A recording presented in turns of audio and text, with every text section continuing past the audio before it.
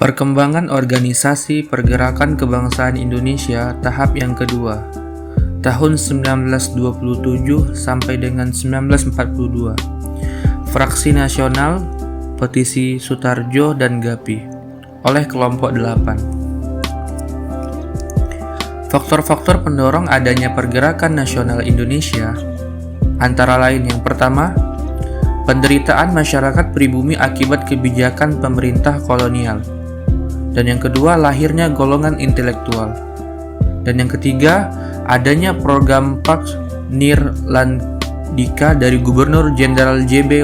van Hertz tahun 1904 sampai dengan tahun 1909. Dan yang kemudian faktor selanjutnya ialah program desentralisasi tahun 1803 berupa pelimpahan wewenang dan kekuasaan dari tangan Gubernur Jenderal kepada Residen. Dan kemudian kebijakan ordonasi perkawinan tahun 1895. Adanya inspirasi dari dua kerajaan besar, dan yang terakhir adanya kepercayaan rakyat terhadap kedatangan seorang pemimpin yang agung. Faktor eksternal. Adapun faktor eksternalnya antara lain, yang pertama, masuknya ide, konsep, wacana, atau ideologi dari barat seperti nasionalisme, demokrasi, hak-hak asasi manusia atau yang disebut dengan HAM.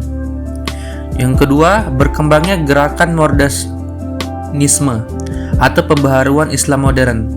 Dan yang ketiga, peperangan yang terjadi antara Jepang dan Rusia tahun 1904 sampai dengan 1905 di Selat Tsushima yang dimenangkan oleh pihak Jepang. Kemudian faktor eksternal yang terakhir ialah pengaruh yang ditimbulkan oleh perkembangan gerakan nasionalisme di berbagai wilayah. Akhir-akhir masa Hindia Belanda. A. Fraksi Nasional. Fraksi ini didirikan tanggal 27 Januari tahun 1930 di Jakarta yang beranggotakan 10 anggota wakil dari daerah-daerah Jawa, Sumatera, Sulawesi, dan Kalimantan dan diketuai oleh Muhammad Husni Tamrin. Kegiatan pertama dari fraksi ini adalah pembelaan terhadap pemimpin-pemimpin PNI yang ditangkap dalam sidang pengadilan kolonial.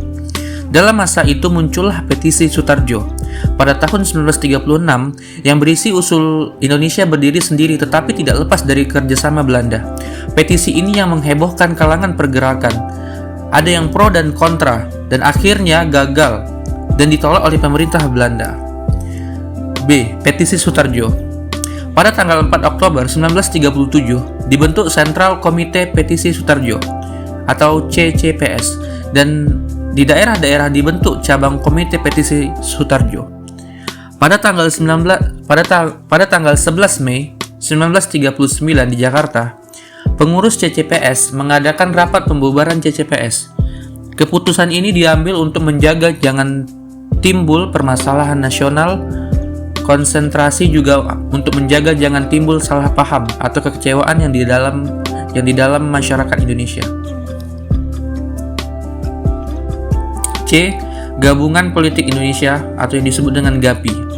Dalam konferensi pertama GAPI pada tanggal 4 Juli 1939 telah dibicarakan dengan semboyan Indonesia berparlemen.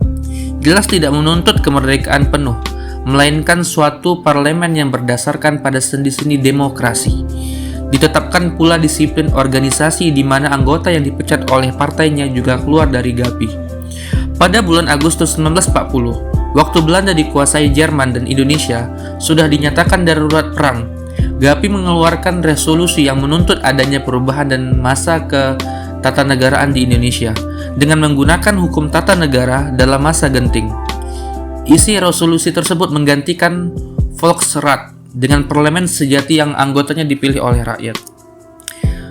Sekian presentasi dari kelompok kami.